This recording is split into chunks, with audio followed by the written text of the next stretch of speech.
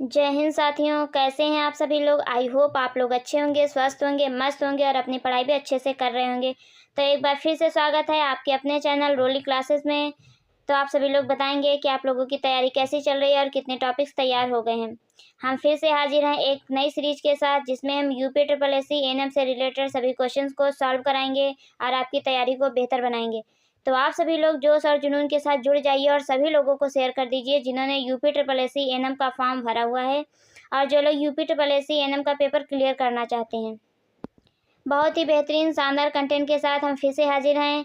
तो आइए बिना समय गंवाए आज की क्लास को स्टार्ट करते हैं। आज की क्लास का पहला क्वेश्चन ये रहा आपकी स्क्रीन पे, आप लोग पढ़िए और आंसर कीजिए। जो आज की सीरीज है इसमें हम चाइल्ड हेल्थ नर्सिंग के सभी क्वेश्चंस को सॉल्व कराएंगे। तो आज की सीरीज किससे रिलेटेड है? चाइल्ड हेल्थ नर्सिंग से, क्योंकि बहुत से क्वेश्चन इससे भी पूछे जाते हैं। तो आपको बहुत अच्छे से पढ़ना है क्वेश्चन को, फिर आंसर करना है। बहुत ध्यान से क्वेश्चंस को पढ़ेंगे फिर आंसर करेंगे। मैं वेट करूंगी, आप लोग आंसर कीजिए। क्वेश्चन है, आइमेंसियाई स्ट्रेटजी में पीले रंग में वर्गीकरण क्या इंगित करता है? आपको बताना है कि जो आइमेंसियाई रणनीति है उसके अंतर्गत जो येलो कलर या पीला कलर है वर्गीकरण में वो क्या इंगित करता है? ऑप्शन ए कोई उपचार नहीं, ऑप्शन बी घर पर उपचार, ऑप्शन सी स्वास्थ्य केंद्र पर उपचार, ऑप्शन डी उच्च स्वास्थ्य केंद्र को रेफरल। आपको बताना है कि आइमेंसियाई स्ट्रेटजी में पीले रंग के वर्गीकरण क्या इंगित करता है। सबसे पहले आपको आइमेंसियाई का फुल फॉर्म पता होना चाहिए, क्योंकि कई बार डायरेक्ट फुल फॉर्म ही पूछ लेता है कि आइमेंसियाई का फुल फॉर्म क्या होता है। तो आइमेंसियाई का फुल फॉर्म आप लोग नोट कर लीजिए, integrated management of neonatal and childhood illness. Integrated management of neonatal and childhood illness. IMNCI कौन कौन सी संस्था द्वारा संचालित है? तो WHO और यूनिसेफ द्वारा संचालित संगठन है। कौन कौन सी संस्था मिलकर चलाते हैं इसे? तो WHO और यूनिसेफ। WHO का फुल फॉर्म है वर्ल्ड हेल्थ ऑर्गेनाइजेशन, यूनिसेफ का फुल फॉर्म है United nation international children emergency fund. तो ये दोनों संस्था मिलकर आइमेंसियाई को चलाती हैं। और भारत में आइमेंसियाई कब से वर्क कर रहा है? तो 2003 से। कब से? 2003 से आइमेंसियाई भारत में वर्क कर रहा है। नोट कर लीजिए ये पॉइंट, कई बार पूछा जाता है कि आइमेंसियाई भारत में कब से वर्क कर रहा है और इसका वर्क क्या है। तो इसका वर्क है, यह संगठन 5 वर्ष से कम उम्र के बच्चों के स्वास्थ्य सुधार के लिए कार्य करता है। किसके स्वास्थ्य सुधार के लिए कार्य करता है? जो छोटे बच्चों में बहुत ज़्यादा बीमारियां होती हैं उस पर विशेष ध्यान रख देता है। तो इस क्वेश्चन का right answer option C. Right answer option C, स्वास्थ्य केंद्र पर उपचार। पीले रंग का वर्गीकरण क्या इंगित करता है? स्वास्थ्य केंद्र पर उपचार। Right answer option C. Next question आपकी स्क्रीन पे ये रहा, आप लोग पढ़िए और आंसर कीजिए। आप लोग जल्दी जल्दी आंसर करेंगे। International conference on population development and Cairo 1994 की अनुशंसा पर भारत सरकार द्वारा प्रारंभ राष्ट्रीय कार्यक्रम है।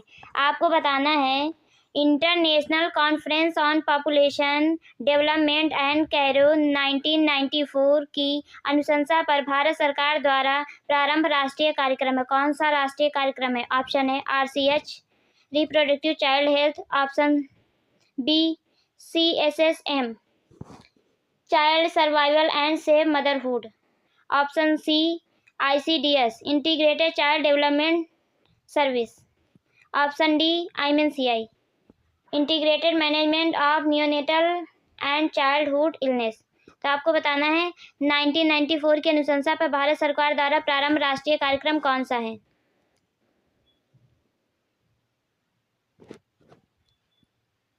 तो इस क्वेश्चन का राइट आंसर ऑप्शन ए है। राइट आंसर ऑप्शन है RCH। क्या है? RCH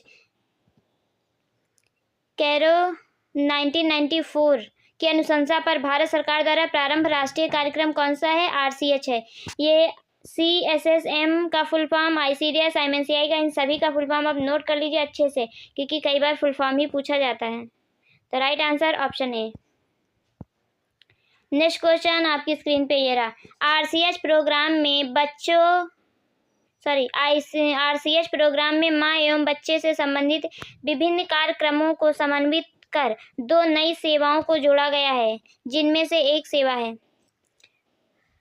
क्वेश्चन का कहने का मतलब है RCH प्रोग्राम में माँ एवं बच्चे से संबंधित विभिन्न कार्यक्रमों को समन्वित कर 2 नई सेवाओं को जोड़ा गया है, जिनमें से एक सेवा है। उसमें से फाइंड करना है कि कौन सी एक सेवा।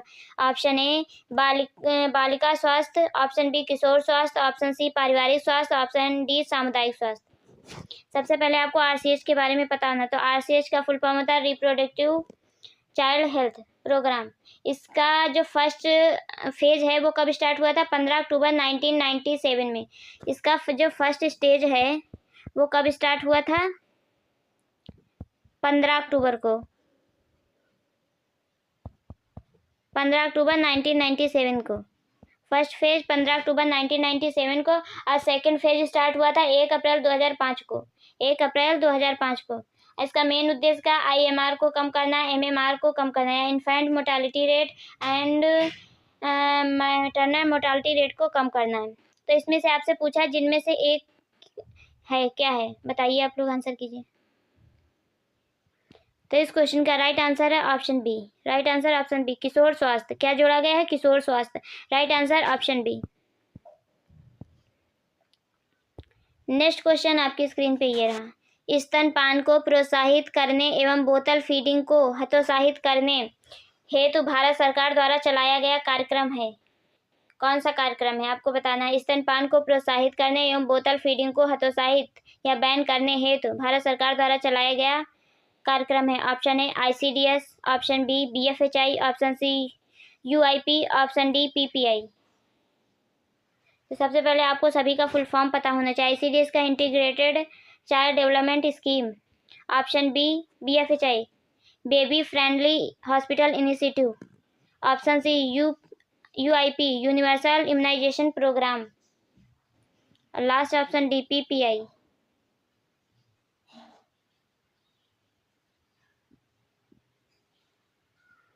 बताइए, आप लोग को आंसर कीजिए। तो इस क्वेश्चन का राइट आंसर ऑप्शन बी है बीएफएचआई। क्या है BFHI? Baby friendly hospital initiative. Start कब हुआ था? 1991 में। 1991 में किसके द्वारा? डब्ल्यूएचओ और यूनिसेफ ने। बीएफएचआई को भी किसने स्टार्ट किया था? तो डब्ल्यूएचओ और यूनिसेफ के द्वारा स्टार्ट हुआ था। और भारत में कब स्टार्ट हुआ था? 1992 में। भारत में कब स्टार्ट हुआ था? तो 1992 में। याद रखिएगा, बीएफएचआई स्टार्ट कब हुआ था? 1991 में डब्ल्यूएचओ और यूनिसेफ के द्वारा, लेकिन भारत में 1992 में स्टार्ट हुआ था। सन याद रखिएगा अच्छे से, कंफ्यूजन ना हो कहीं पे, तो आप क्लियर कर लीजिए। बीएफएचआई 1991 में स्टार्ट हुआ था, लेकिन भारत में 1992 में स्टार्ट हुआ था। तो राइट आंसर ऑप्शन बी। बिल्कुल कंफ्यूजन नहीं होनी चाहिए। नेक्स्ट क्वेश्चन आपकी स्क्रीन पे ये रहा। यूनिवर्सल इम्यूनाइजेशन प्रोग्राम को पूर्व में किस नाम से जाना जाता था? यूनिवर्सल इम्यूनाइजेशन प्रोग्राम को पूर्व में किस नाम से जाना जाता था? Option A EPI, option B PPI, option C BFHI, option D RNTCP. तो आपको बताना है यूनिवर्सल इम्यूनाइजेशन प्रोग्राम को पूर्व में या पहले किस नाम से जाना जाता था। ईपीआई का फुल फॉर्म होता है एक्सपेंडेड प्रोग्राम ऑन इम्यूनाइजेशन। तो इस क्वेश्चन का राइट आंसर ऑप्शन ए है। Right answer option A EPI. पहले क्या बोलते थे? Expanded programme on immunisation. और ये स्टार्ट कब हुआ था? डब्ल्यूएचओ ने 1974 में लॉन्च किया था। कब? 1974 में डब्ल्यूएचओ ने। लेकिन जो यूनिवर्सल इम्यूनाइजेशन प्रोग्राम है ये कब आया था? 1985 में। इसी का ईपीआई का नाम चेंज करके यूनिवर्सल इम्यूनाइजेशन प्रोग्राम रखा गया था। कब? 1985 में। तो right answer option A. RNTCP का फुल फॉर्म होता है revised national tuberculosis control programme. तो right answer option A. Next question आपकी स्क्रीन पे ये रहा, आप लोग पढ़िए और आंसर कीजिए। राष्ट्रीय बाल नीति की घोषणा कौन से वर्ष में की गई थी? राष्ट्रीय बाल नीति की घोषणा कौन से वर्ष में की गई? ऑप्शन ए 1970 में, ऑप्शन बी 1974 में, ऑप्शन सी 1978 में, ऑप्शन डी 1982 में। आपको बताना है राष्ट्रीय बाल नीति की घोषणा कौन से वर्ष की गई। आप लोग जल्दी जल्दी आंसर कीजिए।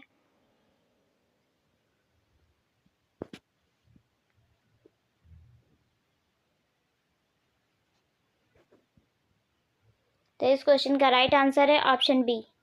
राइट आंसर ऑप्शन बी 1974 में। कब? 1974 में। Right answer option B.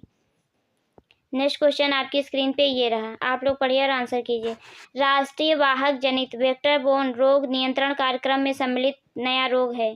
आपको बताना है कि राष्ट्रीय वाहक जनित रोग नियंत्रण कार्यक्रम में सम्मिलित नया रोग कौन सा? Option A malaria, option B filaria, option C कालाजार, ऑप्शन डी डेंगू। नया रोग कौन सा सम्मिलित हुआ है? और वेक्टर बोर्न प्रोग्राम कब आया था? वेक्टर बोर्न प्रोग्राम कब आया था? तो 2003 में। कब आया था? 2003 में। याद रखिएगा, नोट कर लीजिए, वेक्टर बोर्न प्रोग्राम 2003 में आया था। तो इस क्वेश्चन का राइट आंसर है ऑप्शन डी, डेंगू। नया रोग कौन सम्मिलित हुआ है? Dengue. Right answer option D. Next question आपकी स्क्रीन पे ये रहा, आप लोग पढ़िए और आंसर कीजिए। प्रति 1000 जीवित जन्मों पर जन्म के 28 दिन बाद से 1 वर्ष तक होने वाली मृत्यु की संख्या कहलाती है। प्रति 1000 जीवित जन्मों पर जन्म के 28 दिन बाद से 1 वर्ष तक होने वाली मृत्यु की संख्या कहलाती है। Option A PMR, option B NMR, option C IMR, option D PNMR। क्या कहलाती है? आप लोग बताइए।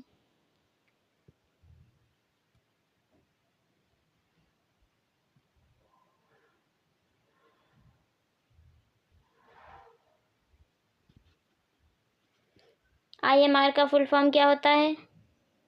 Infant mortality rate. NMR का मतलब होता है नियोनेटल मोर्टालिटी रेट। और PMR का मतलब होता है पेरीनेटल मोर्टालिटी रेट।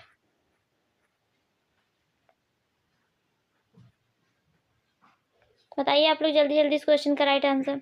इस क्वेश्चन का राइट आंसर है ऑप्शन सी।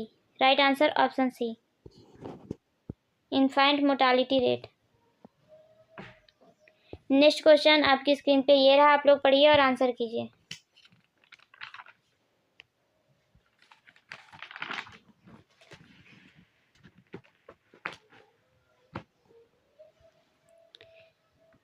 क्वेश्चन है, मृत शिशु जन्म दर को अन्य किस नाम से जाना जाता है? मृत शिशु जन्म दर को अन्य किस नाम से जाना जाता है?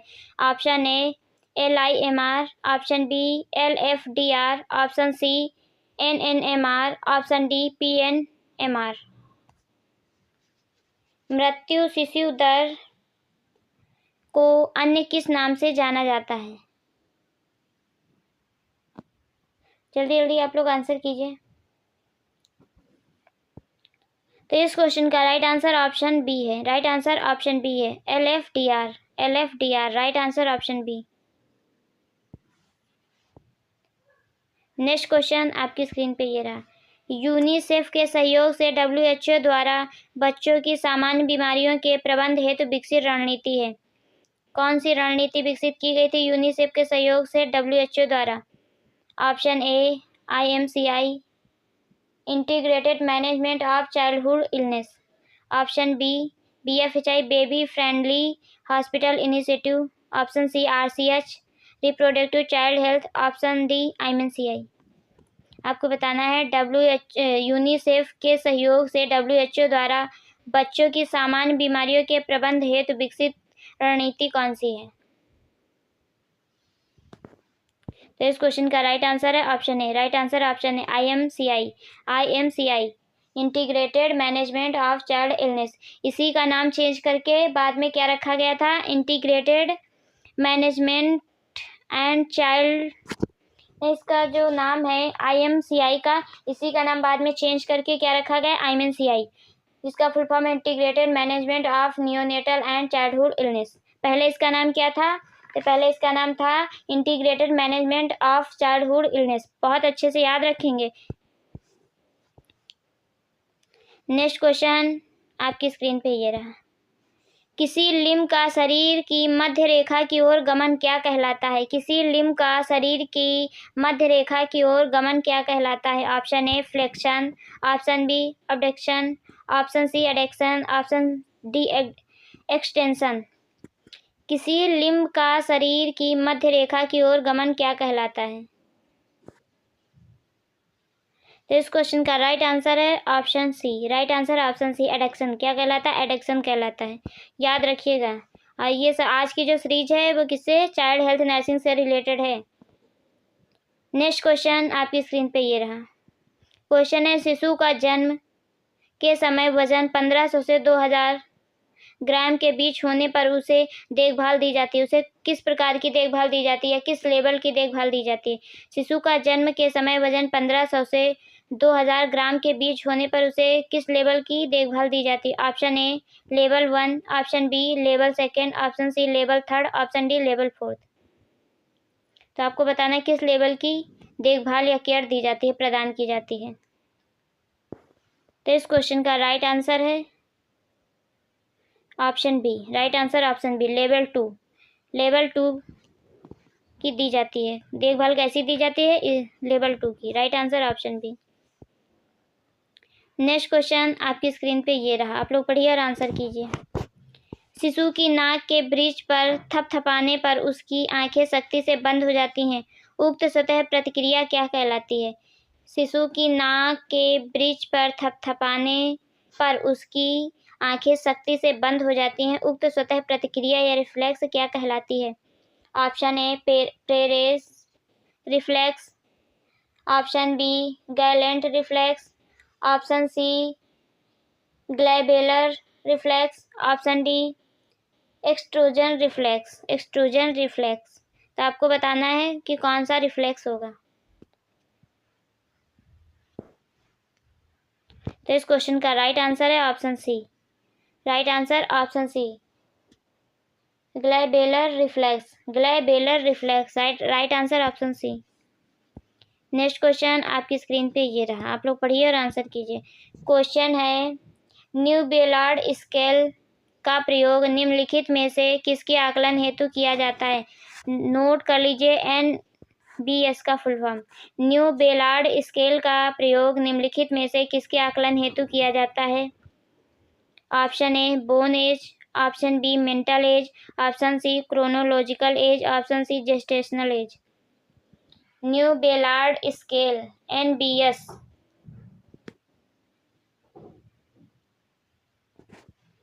तो इस क्वेश्चन का राइट आंसर है ऑप्शन डी, जेस्टेशनल एज के लिए। किसका आकलन करने के लिए? जेस्टेशनल एज के लिए। इंपॉर्टेंट क्वेश्चन है, लिख लीजिए। नेक्स्ट क्वेश्चन आपकी स्क्रीन पे ये रहा। निम्नलिखित में से किस अबगार स्कोर की प्रेडिक्टिविटी वैल्यू अधिक होती है? प्रेडिक्टिव वैल्यू अधिक होती है। Option A 1 minute score, option B 5 minute score, option C 10 minute score, option D 15 minute score. Question है, निम्नलिखित में से किस अबगार स्कोर की प्रेडिक्टिव वैल्यू अधिक होती है? आपको बताना है। तो इस क्वेश्चन का राइट आंसर है ऑप्शन 5 मिनट। कितने minute? 5 minute. Right answer option B. Next question ये रहा। 4 से 6 अबगार स्कोर इंगित करता है। 4 से 6 अबगार स्कोर इंगित करता है। Option A no distress, option B some distress, option C moderate distress, option D severe distress. 4 से 6 अबगार स्कोर क्या इंगित करता है? तो इस क्वेश्चन का राइट आंसर है option C. Right answer option C, moderate distress. 4 से कम होता है तो सीवियर डिस्ट्रेस। तो right answer option C. Next question आपकी स्क्रीन पे ये रहा। आप लोग पढ़िए और आंसर कीजिए। जन्म के समय असामान्य रूप से मोटी अम्बिलिकल कॉर्ड क्या कहलाती है? जन्म के समय असामान्य रूप से मोटी अम्बिलिकल कॉर्ड क्या कहलाती है? बताइए आप लोग। Option A miliaria, option B Epstein pearls, option C Watson jelly, option D cutis marmorata. जन्म के समय असामान्य रूप से मोटी अम्बिलिकल कॉर्ड क्या कहलाती है? तो इस क्वेश्चन का right answer option C, Watson jelly. Watson jelly. Right answer option C. Next question आपकी स्क्रीन पे ये रहा।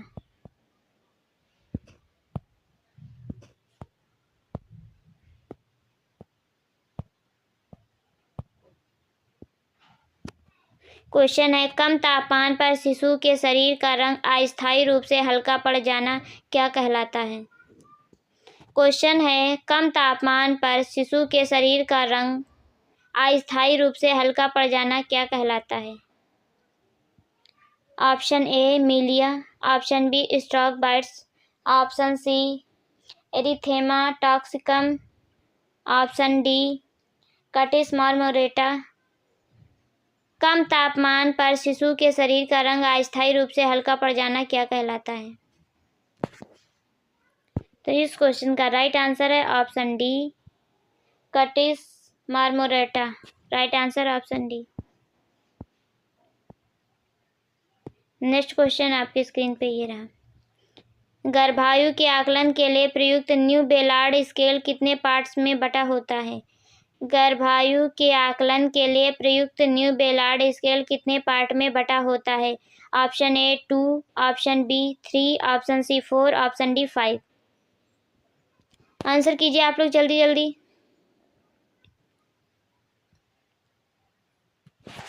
तो इस क्वेश्चन का right answer option A 2 part में। कितने पार्ट में? 2 पार्ट में। Right answer option A. New Ballard scale किसके लिए यूज करते हैं? जेस्टेशनल एज के लिए। किसके लिए? जेस्टेशनल एज के लिए। और ये कितने पार्ट में बटा होता है? 2 पार्ट में। तो right answer option A. Next question आपकी स्क्रीन पे है। न्यू बेलार्ड स्केल द्वारा शिशु की न्यूरोमस्कुलर परिपक्वता का आकलन हेतु किस क्राइटेरिया का प्रयोग नहीं किया जाता है। क्वेश्चन है, न्यू बेलार्ड स्केल द्वारा शिशु की न्यूरोमस्कुलर परिपक्वता के आकलन हेतु किस क्राइटेरिया का प्रयोग नहीं किया जाता है। Option A scarf sign, option B arm recoil, option C cubital angle, option D square window.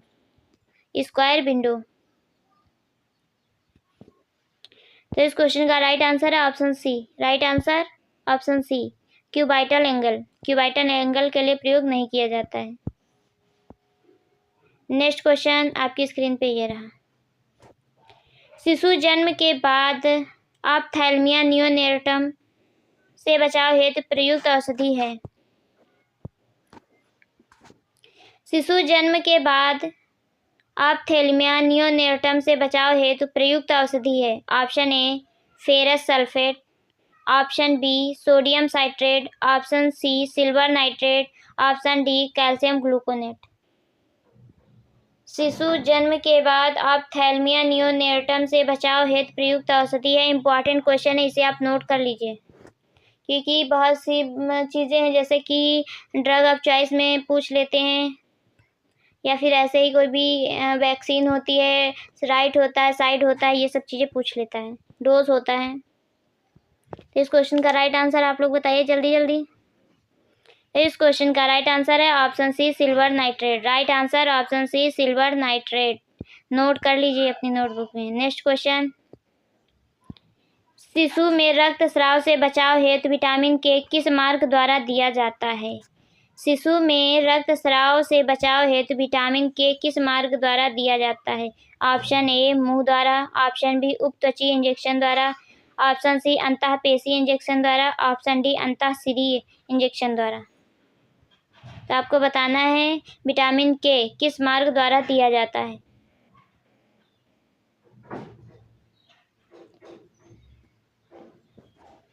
तो इस क्वेश्चन का राइट आंसर ऑप्शन सी अंतःपेशी इंजेक्शन द्वारा, यानी आईएम इंट्रामस्कुलर। कैसे देते हैं विटामिन के इंजेक्शन? तो इंट्रामस्कुलर देते हैं। राइट आंसर ऑप्शन सी।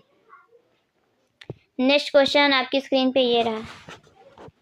शिशु जन्म के पश्चात नाभि नाल काटने से पूर्व कितनी दूरी पर कॉर्ड क्लैंप करते हैं। आपको बताना है शिशु जन्म के पश्चात नाभि नाल काटने से पूर्व कितनी दूर पर कॉर्ड क्लैंप करते हैं। ऑप्शन ए 1 व 3 सेंटीमीटर पर, ऑप्शन बी 2 व 5 सेंटीमीटर पर, ऑप्शन सी 3 व 7 सेंटीमीटर पर, ऑप्शन डी 5 व 7 सेंटीमीटर पर।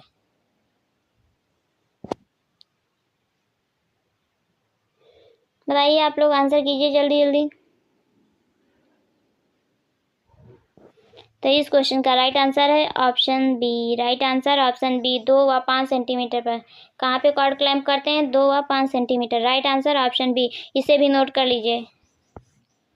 नेक्स्ट क्वेश्चन आपकी स्क्रीन पे ये रहा। शिशु को किस विधि द्वारा ऊष्मा की प्राप्ति नहीं होती है? ये 3 कुछ नहीं है। शिशु को किस विधि द्वारा ऊष्मा की प्राप्ति नहीं होती? ऑप्शन ए संचरण द्वारा, ऑप्शन बी संवहन द्वारा, ऑप्शन सी वाष्पन द्वारा, ऑप्शन डी विकिरण द्वारा। शिशु को किस विधि द्वारा ऊष्मा की प्राप्ति नहीं होती है? आपको बताना है। संचरण द्वारा, संवहन द्वारा, ऑप्शन सी वाष्पन द्वारा, ऑप्शन डी विकिरण द्वारा। तो इस क्वेश्चन का राइट आंसर है ऑप्शन सी, वाष्पन द्वारा। किसके? वाष्पन द्वारा नहीं होती। तो right answer option C. Next question आपकी स्क्रीन पे ये रहा। किसी शारीरिक भाग के 2 नज़दीकी हिस्सों का एक दूसरे की ओर गमन कहलाता है। यहाँ पे ये सॉरी 2 कुछ नहीं है, ये गलती से टाइप हुआ है। किसी शारीरिक भाग के नज़दीकी हिस्सों का एक दूसरे की ओर गमन कहलाता है। Option A flexion, option B extension, option C abduction, option D adduction.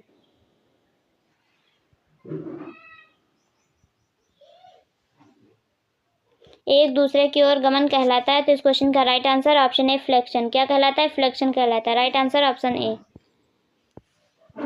Next question आपकी स्क्रीन पे ये रहा। सबसे गंभीर प्रकृति की बर्थ इंजरी है। सबसे गंभीर प्रकृति की बर्थ इंजरी है। Option A bone injury, option B muscle injury, option C soft tissue injury, option D intracranial haemorrhage. सबसे गंभीर प्रकृति की बर्थ इंजरी है। इम्पॉर्टेंट क्वेश्चन है, नोट कर लीजिए। आप लोग जल्दी जल्दी आंसर कीजिए, come fast. Bone injury, muscle injury, soft tissue injury, option D intracranial haemorrhage. तो इस क्वेश्चन का राइट आंसर है option D intracranial haemorrhage. Right answer option D 26 का। नेक्स्ट क्वेश्चन आपकी स्क्रीन पे ये रहा। क्वेश्चन है एक्स्ट्रा क्रेनियल हेमरेज का उदाहरण है। एक्स्ट्रा क्रेनियल हेमरेज का उदाहरण है। Option A subdural haemorrhage, option B subgaleal haemorrhage, option C subarachnoid haemorrhage, option D intracerebral haemorrhage. Intracerebral haemorrhage extracranial haemorrhage का कौन सा उदाहरण है? आप लोग कमेंट कीजिए जल्दी जल्दी। तो इस क्वेश्चन का राइट आंसर है option B. Right answer option B subgaleal. Right answer option B subgaleal haemorrhage. Subgaleal haemorrhage. Right answer option B. Next question आपकी स्क्रीन पे ये रहा। जन्म के समय पेशीय चोट का उदाहरण है। जन्म के समय पेशीय चोट का उदाहरण है। Option A torticollis, option B Erb's palsy, option C facial palsy, option D Klumpke palsy. आपको बताना है जन्म के समय पेशीय चोट का कौन सा उदाहरण है। तो इस क्वेश्चन का right answer option A torticollis. Torticollis. Right answer option A. Next question आपकी स्क्रीन पे ये रहा। प्रसव के दौरान 7th क्रेनियल नर्व पर दबाव के कारण उत्पन्न स्थित होती है। तो उत्पन्न स्थिति है। प्रसव के दौरान 7th क्रेनियल नर्व पर दबाव के कारण कौन सी स्थिति उत्पन्न होती है? ऑप्शन ए एल्फ palsy, option B facial paralysis, option C cerebral palsy, option D Klumpke palsy. आपको बताना है प्रसव के दौरान सेवंथ क्रेनियल नर्व पर दबाव पड़ने के कारण उत्पन्न स्थिति कौन सी होती है। तो इस क्वेश्चन का राइट आंसर है option B, facial paralysis. Facial paralysis right answer option B. Next question आपकी स्क्रीन पे ये रहा। ओरल थ्रस जीभ एवं मुख गुहा का एक इन्फेक्शन है। ओरल थ्रस जीभ एवं मुख गुहा का एक इन्फेक्शन है, कौन सा? Option A viral, option B fungal, option C bacterial, option D protozoal. Oral thrush कौन सा इन्फेक्शन है? जल्दी जल्दी आप लोग कमेंट कीजिए। तो ओरल थ्रस कौन सा इन्फेक्शन है? फंगल इन्फेक्शन है। Right answer option B. Right answer option B, fungal infection है, याद रखिएगा। नेक्स्ट क्वेश्चन आपकी स्क्रीन पे ये रहा। नियोनेटल सेप्सिस में सम्मिलित संक्रमण नहीं है, आपसे नहीं पूछा है। नियोनेटल सेप्सिस में सम्मिलित संक्रमण नहीं है। Option A septicaemia, option B meningitis, option C pneumonia, option D encephalitis. Neonatal sepsis में सम्मिलित लक्षण नहीं है, यह संक्रमण नहीं है। तो इस क्वेश्चन का right answer option D. Right answer option D, encephalitis. क्या नहीं है? Encephalitis. Right answer option D. Next question आपकी स्क्रीन पे ये रहा, आप लोग पढ़िए और आंसर कीजिए। क्वेश्चन है नियोनेटल हाइपोग्लाइसीमिया नवजात शिशु में होने वाला सामान्य उपापचयी विकार है जिसमें ब्लड ग्लूकोज लेवल से कम हो जाता है। कितना लेवल से कम हो जाता है? क्वेश्चन को ध्यान से पढ़ेंगे, उसके बाद आंसर करेंगे। क्वेश्चन है नियोनेटल हाइपोग्लाइसेमिया नवजात शिशु में होने वाला सामान्य उपापचयी विकार है जिसमें ब्लड ग्लूकोज लेवल से कम हो जाता है। ऑप्शन ए 40 ग्राम पर DL, ऑप्शन बी 60 ग्राम पर DL, ऑप्शन ए 40 mg पर DL, ऑप्शन बी 60 mg पर DL, ऑप्शन सी 80 mg पर DL, ऑप्शन डी 100 mg पर DL। तो कितने ब्लड ग्लूकोज लेवल से कम हो जाता है, आपको वही फाइंड करना है। हाइपोग्लाइसीमिया का मतलब होता है कम हो जाना और हाइपरग्लाइसीमिया का मतलब होता है बढ़ जाना। तो इस क्वेश्चन का राइट आंसर है ऑप्शन ए। राइट आंसर ऑप्शन ए 40 mg पर DL। 40 mg पर DL। Right answer option A. Next question आपकी स्क्रीन पे ये रहा, आप लोग पढ़िए और आंसर कीजिए। क्वेश्चन है RH आइसो इम्यूनाइजेशन के अनुकूल स्थिति है। RH आइसो इम्यूनाइजेशन के अनुकूल स्थिति। ऑप्शन ए RH निगेटिव माँ एवं गर्भस्थ शिशु, ऑप्शन बी RH पॉजिटिव माँ एवं गर्भस्थ शिशु, ऑप्शन सी RH निगेटिव माँ एवं RH पॉजिटिव गर्भस्थ शिशु, ऑप्शन डी RH पॉजिटिव माँ एवं RH निगेटिव गर्भस्थ शिशु। आपको बताना है कि RH आइसो इम्यूनाइजेशन के अनुकूल स्थिति कौन सी है। तो इस क्वेश्चन का राइट आंसर है option C. Right answer option C, RH negative माँ एवं RH पॉजिटिव गर्भस्थ शिशु। तो right answer option C. Next question आपकी स्क्रीन पे ये रहा, आप लोग पढ़िए और आंसर कीजिए। क्वेश्चन है सीवियर हाइपरबिलिरुबिनेमिया का सबसे प्रभावी एवं विश्वसनीय उपचार है। सीवियर हाइपरबिलिरुबिनेमिया का सबसे प्रभावी एवं विश्वसनीय उपचार है। Option A phototherapy, option B hydrotherapy, option C exchange transfusion, option D pharmacological therapy. तो जल्दी जल्दी आप लोग आंसर कीजिए। सीवियर हाइपरबिलिरुबिनेमिया का सबसे प्रभावी एवं विश्वसनीय उपचार है। इस क्वेश्चन का राइट आंसर है option C. Right answer option C, exchange transfusion. Exchange transfusion. Right answer option C. Next question आपकी स्क्रीन पे ये रहा। क्वेश्चन है फोटोथेरेपी हेतु किस रंग के प्रकाश को प्राथमिकता दी जाती है। फोटोथेरेपी हेतु किस रंग के प्रकाश को प्राथमिकता दी जाती है। Option A blue, option B white, option C yellow, option D blue and white. आप लोग आंसर कीजिए जल्दी जल्दी। फोटोथेरेपी हेतु किस रंग के प्रकाश को प्राथमिकता दी जाती है। तो इस क्वेश्चन का राइट आंसर है option D blue and white. Right answer option D blue and white. तो राइट आंसर ऑप्शन डी। आप लोग बताएंगे कि 35 क्वेश्चंस में आपका स्कोर कितना रहा। मैं वेट करूंगी, आप लोग बताएंगे कि 35 क्वेश्चंस में आपका स्कोर कितना रहा और वीडियो आपको कैसी लगी। अगर वीडियो अच्छी लगी है तो लाइक कीजिए, शेयर कीजिए, चैनल को सब्सक्राइब कीजिए। मिलते हैं नेक्स्ट वीडियो में, तब तक के लिए bye bye, take care, thank you so much. ध्यान रखिए, ख्याल रखिए, मस्त रहिए और पढ़ाई कीजिए।